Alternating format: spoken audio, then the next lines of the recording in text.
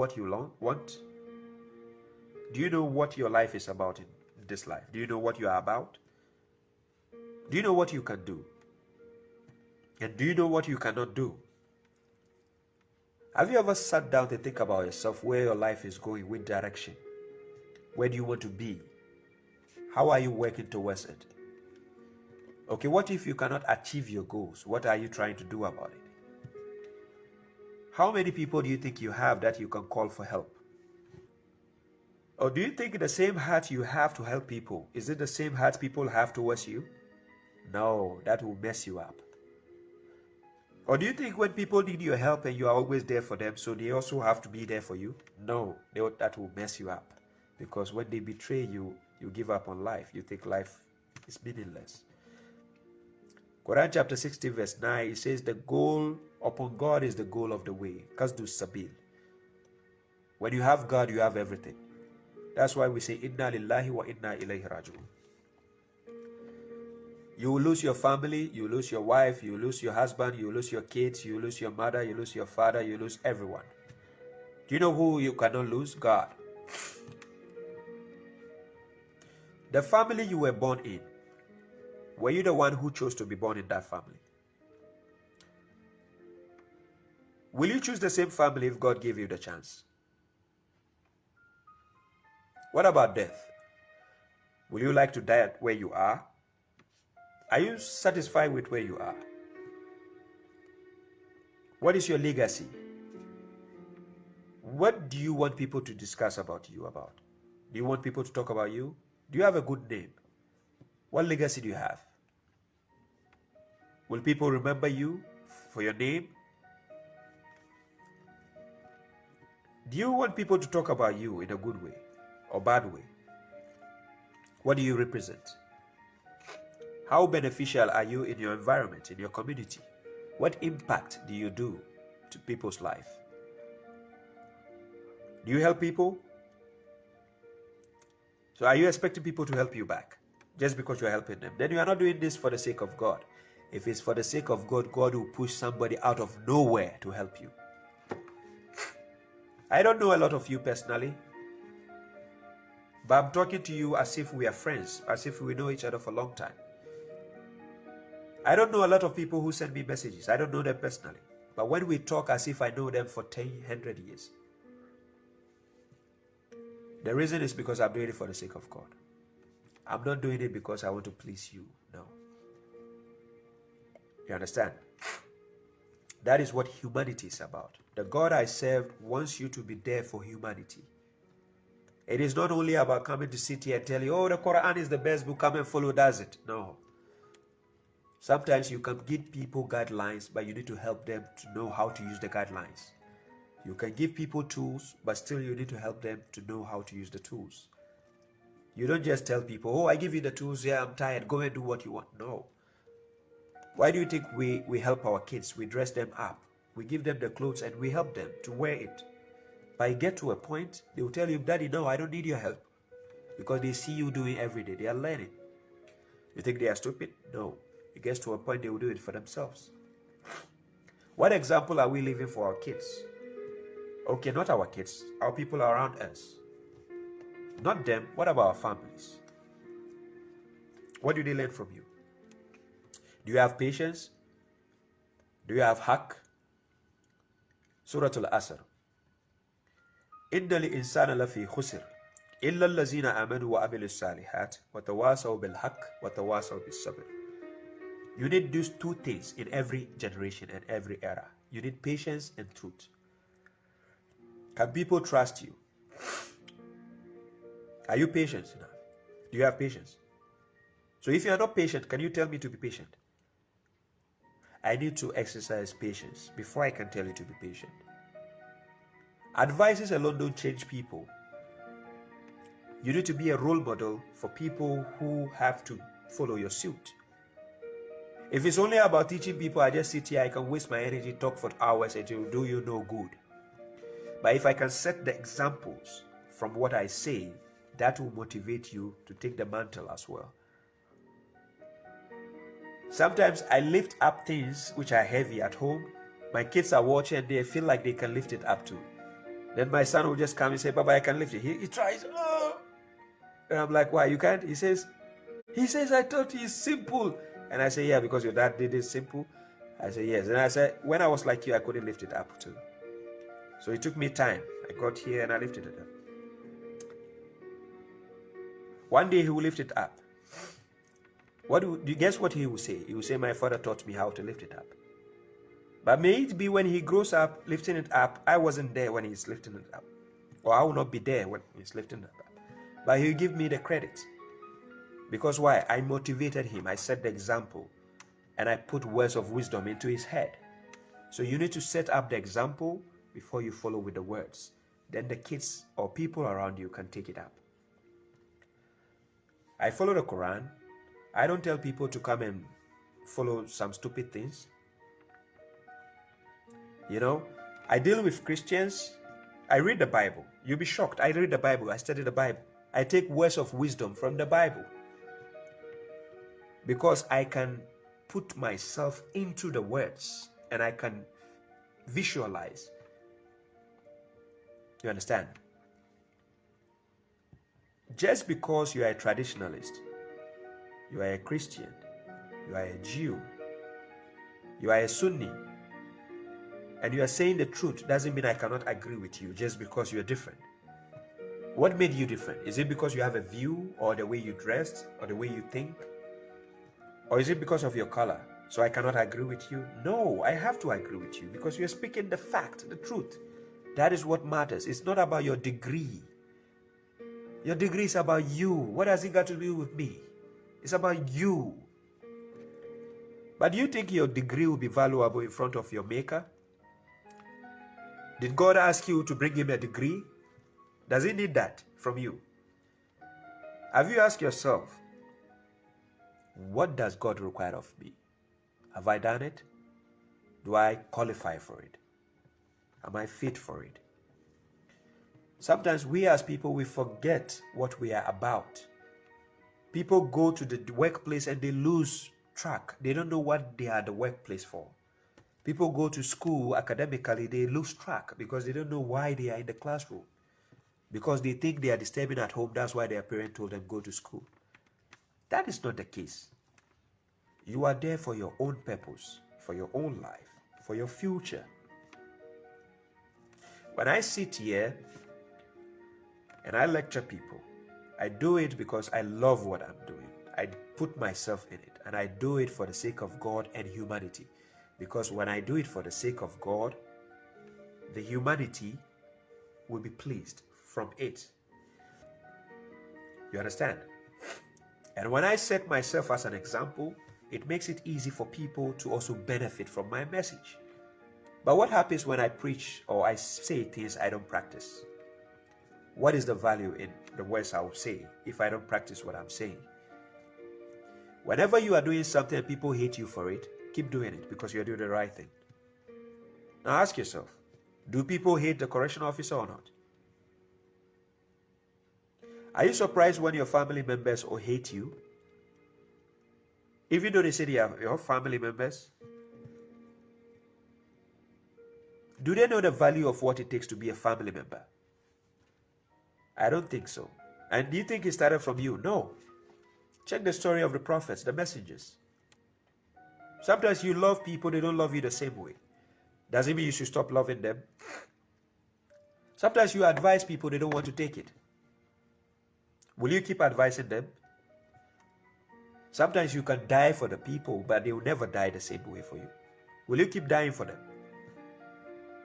Sometimes you wish you could save your mom or father from some mistakes or some things.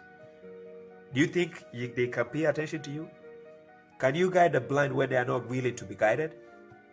So why force something when it cannot be there? Learn to please yourself first before you can please yourself, somebody else. There's a saying which says charity begins at home. You don't feed your own family, how can you feed other people out there? So why leave your family to starve when you're thinking of making other people happy? Are you happy? So if you are not happy, how can you make other people happy? When a man and a woman are together, and then one person or one couple said, oh, I'm not happy in this marriage. What is the happiness you are looking for? What do you define happiness to be? Look, if you are not happy, you cannot make other people happy. If you are happy, then you can make other people happy. Should I give an example? Let's say I hit a jackpot and I have money. And my friends are sitting down and there's one of them is thinking what to eat tomorrow. They don't have money. And I just came out of nowhere. I'm like, hey, guess what, guys? I just hit a jackpot. Let's go. Let's go have some food to eat. Then I take money out and give them. Now you see, I'm happy. I'm sharing my happiness with my friends.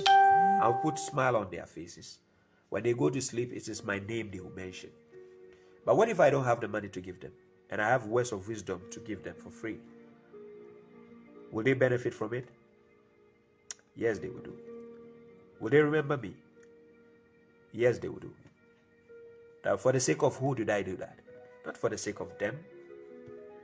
I did it for the God. Because I understand God. He created me, He created them. He gave me a wisdom that He doesn't have to come down to teach them. So He has to teach somebody like them who can now share it with them. So when He gives me knowledge, I share it with you. He gives me wisdom, I share it with you. He gives me money, I share it with you. He gives me health, I give you the benefit of my health. Knowing yourself means knowing the people around you. Why do you think some couples can live 30 years, 40 years, 50 years together? Do you think they don't fight? Go and ask them. They are fighting. Do you think they don't insult each other? They do. How did they get over it? They get over it because they understand each other. They know themselves. When you know yourself, you can know other people. Because then you know what you want, and you know what that person wants. You know what you hate, and you know that what that person hates. So you can sort things out. That is why God encourages reconciliations. You can reconcile. Why do you think some people you deem as friends, later on you think they are your enemies? Because you gave them so much they could chew, and they chew all. Some friends are not meant to know your secret, but you give them your secret anyway. Some friends are just like the clouds. They come in your life and then they vanish. You think they are there to stay? Were you not born alone? And don't you know you die alone? Do you think your friends will save you in front of God? Well, think again. Why do you think when you are down in your life, you lose a lot of people around you? But why is it when you are successful, all the flies come around?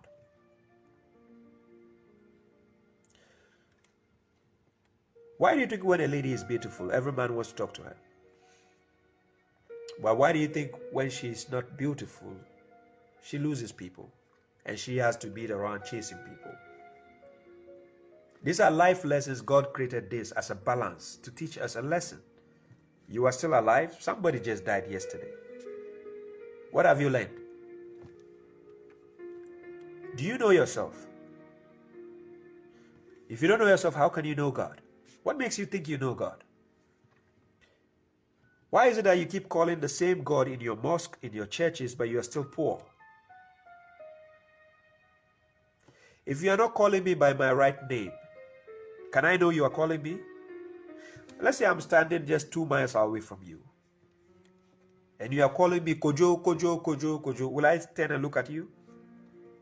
Because you don't know me. But my name is not Kojo, but you say Kojo. So you keep saying Kojo for 1,000 years. I'll never mind you because my name is not Kojo. So do you know God? You think God has forsaken you? No, He didn't. You don't just want to check the manual He gave you to just address Him. Find your way to know your God. But the question is, do you know yourself? Why don't you make extra effort to know yourself? Sit down, take a paper and a pen, start writing your bad side and good side on the paper. Just check what makes you happy. Me, the correctional officer, babashuaib. The best thing I like watching on TV is comedy. The best thing I like watching on the internet is comedy.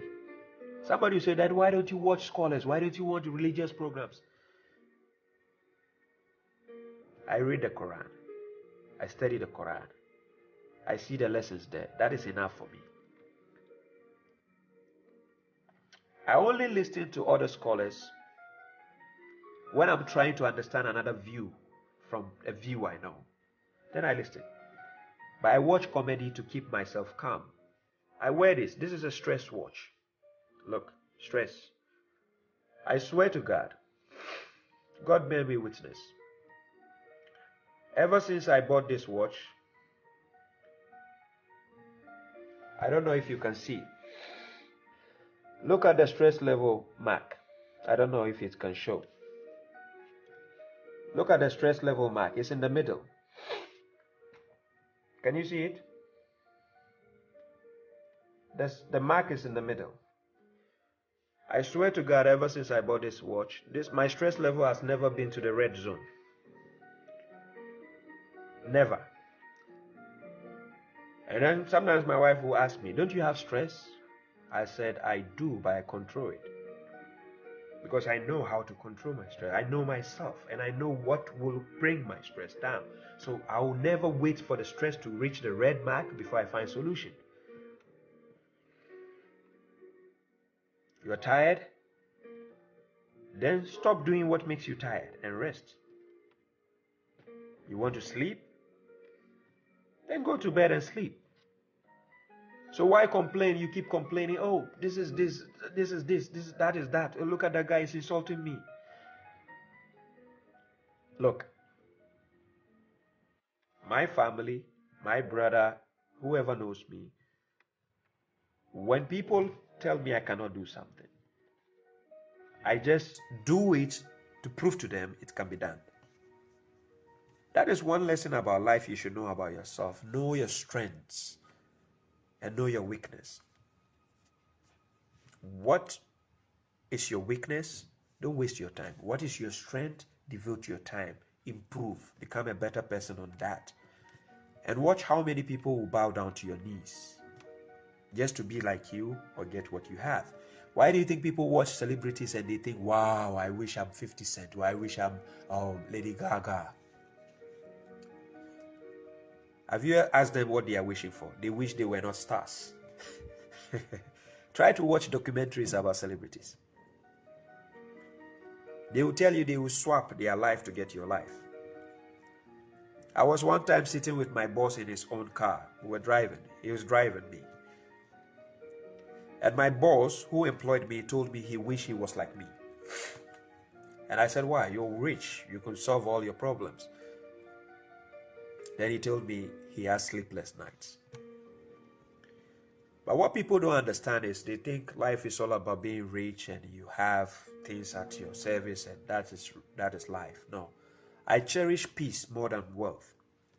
Peace is the number one thing I cherish most. Throughout the Quran, you would never see any prophet or messenger of God telling God, God, give me money. Make me rich. I need 10 billion. You never see that in the Quran. Wise people don't ask for money. Wise people ask for what will give them calm and peace in their lives. Wise people will spend money to get peace of mind. Because when you have peace of mind, everything becomes wealth around you. But what people don't understand is they think, oh, I have to be rich to solve my problems. Look, the more richer you get, the more bigger your problems become. So when is your problems going to finish? It will only finish when you find peace. Why do you think when people die, we say rest in peace? But will some people actually find peace when they die? The answer is no. We find peace when you are alive. You start finding peace when you are alive, because then you know what yourself and you know what you are about. You know what will keep your composure. You know what will give you stress-free. That is why one of my principles in life is I don't like listening to stupid messages or stupid things, because the more I listen to stupid things, it will raise my stress level. Like, I've tried to avoid stupid things in my life. One time I met a pastor and he said, I was giving an example, then he said, brother, I like you so much, but please, when we are talking, don't use stupid people for example. So I smiled and I said, I agree with him. Then he said, brother, in life we try to learn from wise people, intelligent people, smart people, but nobody wants to learn from a fool. It's true. So why waste your time setting examples with foolish people when we have wise people to learn from? Now that is the way Africa has been trained now. We look at celebrities, we look at musicians, entertainers, rappers, and we think these are our role models. The actors, they are empty-headed. It's not their wisdom which got them there. No. They have nothing to offer you. They have no words of wisdom to give you. You put this as your role models in Africa? In the white man's world, are they the role models? No. In the white man's world, people with high IQ, intelligent people are leading the nations. But why isn't in Africa we put celebrities, entertainers to be our forefront runners, to be the ones to tell us wisdom? No, they have no wisdom to offer you. But why is it that we despise wisdom? Because we don't know ourselves. So we have become foolish in our thoughts. So fools despise wisdom. Only wise people can cherish what wisdom is about. So please, let's try to know ourselves. When we know ourselves, we can represent ourselves, and then we can now know God. Because if you don't want anybody to tell something wrong about your personality or you, then please know your God so that you don't lie about God. And that is why we have lies in Islam there, Christianity there, Judaism there. They are lying to people all over. Because the scholars who are lying don't know themselves. So how can they know God? You couldn't even describe yourself, and you want to describe God, the one you cannot see with your naked eyes.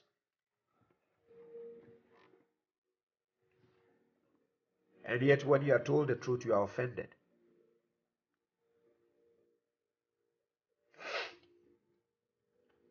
One time I was talking to somebody and he said, babashuaib, somebody say you are arrogant.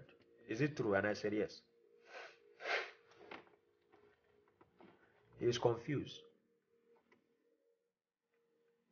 And I said, the person who said I'm arrogant, did he explain to you why he said I'm arrogant? He said no. And I said, you see, this is why you need to read in between the lines. If I'm arrogant, you spoke to me for over 3 hours. Did you find arrogance in me? He said no. But somebody said I'm arrogant. You want to believe that, right? So when I taught him this lesson, honey, he understood, wow. But he said, why did you say yes? I said yes, because fools will agree to what somebody says. When you are talking to me directly, you couldn't deduce if I'm arrogant or not. So somebody is telling you I'm arrogant. You agree. So is that how we want to sit down for scholars who think they know better than us to tell us who God is? And you agree? What have you investigated to see if God is this or that? You ask the right questions to know God. How many of you know God? But you claim, oh, how do you do the salat? I want to know how do you do the salat. If you don't know God, how can you perform salat to him? Abraham, when he was trying to know God, he never asked about how do I perform salat. Yeah. We are following the creed of Abraham. There's no one single question in the Quran where it says, yes, alunaka anis salat, when they ask you about salat, or when they ask you how they should pray. Of course, if you go to the book of Luke, I think chapter 11, verse 2, it tells Jesus showed people how to pray, our Father who art in heaven. But do people use that? A few Christians use that.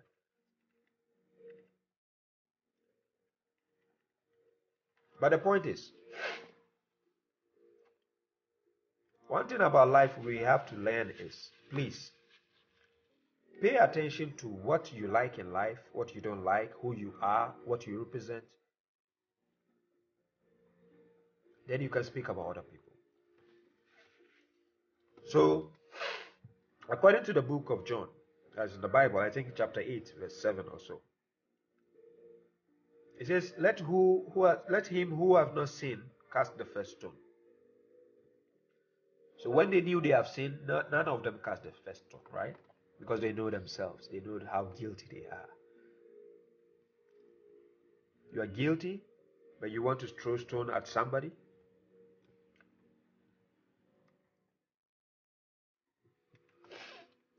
Ladies and gentlemen, I'm almost 2.5 hours on the program. On the dot, maybe after 8 minutes, I'll end the program. But thank you. I appreciate your presence. It keeps me moving. I've devoted a lot of my time because this is what I love to do. On Wednesday, I was on Clubhouse. On Thursday, I was on TikTok. On Friday, I was on Facebook. On Saturday, I'm on Facebook. Now, 4 times. I'm doing this because I love this. Because what people don't understand is sometimes you do things for your loved ones, and you do things for your even your enemies, but you do it subconsciously, and they will come back to thank you later, but you didn't know you did them a favor.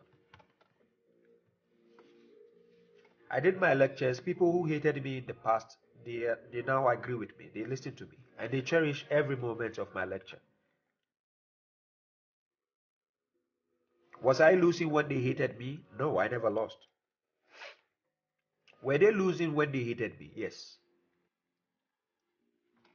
But how did they know they were losing? It was after they realized the mistake they did for insulting me in the past, that they realized had they even paid attention in the past, they would have gained more than they are gaining now. Do I lose anything? No. Did the insult change me? No. Did it make me better? Yes. Because if you don't have critics in life, you're never doing anything good. You need to have bad critics who will criticize you, insult you, call you arrogant, call you names. Let them call you that because you are doing something right. Look, if nobody is talking about you, you have no value. Yeah. Nobody is criticizing you. Nobody is pointing at you. Then you have no value. Let people talk about it. It's nice because it helps you to become a better person in life. That is why I try my best always to silence my critics, and they'll never tell them my weakness. Sometimes I speak with my brother. He tell me, my elder brother would tell me, I feel like a role model to him because I motivate him. Can you imagine somebody who motivates you and he's showing you his weakness? That will not be a motivation for you. That is why people who are successful in businesses, they will not tell you their weakness. If they tell you, will you venture? Will you take the step? No. When you are in the same world with them, when you start seeing the reality, then they tell you, yes, welcome to our world. When somebody is single, he's thinking married people are having the best time of their life. When he gets married, after the honeymoon, then it's like, excuse me, correctional officer, is that how marriage is? No, you have not seen anything yet. You want to have kids? They are beautiful, right? They will give you the smiling part, the happy part, the blessing hours. Then they will give you a sleepless night. And then they will give you the insanity where you become a mad person for some few days. Then they give you the part where you become a kid. Because your kid will force you to dress like them, to wear women clothes, to do stupid things. And you have to kneel down for your kid to write your neck by force. It's part of life. But why is it that people cannot understand this? You understand? Sometimes you have to act like a fool to fool the fools who think they are fooling you. It's part of life. Because as the time goes on, when they realize you are a wise person, they will also learn from you. Then they will know, okay, that guy is wise. So let's learn from him. So it gets to a point when you slap me, it gets to a point I have to retaliate. And when I retaliate, it doesn't make me arrogant. It means I'm being real because I cannot fake it. You slap me, I'm feeling the pain. So should I pretend I didn't feel the pain? I felt it. But what I have to do is I have to prepare myself to slap you back. And I'll have to make sure you feel it more than I felt it. So that is why when I retaliate, mine becomes double. And when you feel the pain, then you say, oh, this guy, I hate him. He just struck me. Why don't you explain to people who started it first? You saw one of the callers who called on my program. He was accusing me of calling them mushriks. When I confessed to him, I told him, you insulted me on my page. I never called you directly a mushrik. Then he was trying to bail out. And he said, but you are calling other people mushrik. I said, are you part of those people? He said, no. Then I said, why are you offended? You, the caller, you even insulted me. But when you came on my program to seek for knowledge, I still open up my arms and I want to teach you because you're willing to learn. God gave me the knowledge for free, so why will I just drive you out? But if you are not willing to compromise and be rude, I cannot teach rude people. So I'm here for intelligent people. When intelligent people are willing to listen to me, fine, we discuss. I teach them. Yeah, that is what life is about. But what people don't understand, they take it personal. They hate you for what God has given you. Why do you think Iblis hated Adam? He doesn't like the position God gave Adam. That's why he hated him. Why do you think the sectarians hate you for saying you follow the truth? They hate you because you are doing something right. If you are not good at something, why would somebody be offended? Because they have to be laughing at you if you are not good at it. Why are they offended? You are doing something right. So they are offended. They hate it that you are doing what they cannot do. They wish they could be like you, but they can't. So the best place is to insult you, to make you feel bad in your skin, to hate yourself. These are lessons in life. You need wisdom to understand how to move along with these things, like in life. It's the hurdle. You climb, you fall, you get up. Sometimes we fall down so that we can learn to rise up on the bigger stage. Because on the bigger stage, you will not allow yourself to fall because you fell down when you were not on the bigger stage. So you learn how to master yourself and get up. I met a guy who got so angry. He was a Somali guy. And we had a discussion. And he swore to God that he can disprove me. And when we sat down in front of Christians and everybody, I embarrassed him. He didn't have knowledge. And he got offended. I wasn't mocking him. I wasn't insulting him. I just told him, prove what you said. He couldn't prove it. And then the Christians, the people around, the atheists, they started laughing at the guy. He got so upset. So he was trying to do in the sense that he wants to provoke me so that I can get angry, so that it can become a fight. I wasn't responding to his insult. And then in front of everybody, he called me a devil. And I told him, thank you. I wasn't offended. I told him, thank you. Am I a devil? No. What made me a devil? Pointing something in the Quran to you, which is the truth? That made me a devil? Fine, thank you. Should I be offended? No. If I'm offended, then yes, I'm a devil. That's the point. This is the logic people don't understand. When people call you a kafir, just smile. Just say thank you. Why are you offended? If you're offended, you are guilty. Why do you think when I use the word mushrik, people are offended? They are offended because they are guilty. Why do you think when a lady, excuse me to say, a man or a woman is ugly, you say ugly man, you get offended? Yeah, he knows he's ugly, or she knows she's ugly. So she'll be offended. This is the secrets of life that people need to know. You learn it, you know yourself, so that if you know you are ugly, somebody tells you, reminds you are ugly, you say, thank you, I know. That person will be confused. They're like, I called him ugly, but he's not offended. Did he understand what I said? Excuse me, she called you ugly. Did you hear that? Yeah, I heard that. I know I'm ugly. God created me like that. Thank you. Now you are making the person go home to cry and feel bad because you just pointed wisdom to them. You didn't create yourself. Do you think if God gave us the chance to draw ourselves on the paper, we would choose the way we look now? Why do you think we wear makeups? Why do you think I went to babashuaib to shave my hair? Because maybe I didn't like the way I looked, so I have to go and shave my hair. If I like it, why will I shave it? Now, if you like it, why will you wear makeup? Do you like the way you look? Why do you wear makeup? Because you want to change, you want to look some way different. Because you are not confident in your skin. And so you thought, oh, people will say, oh, she looks dead, that looks nice. So let me wear makeup.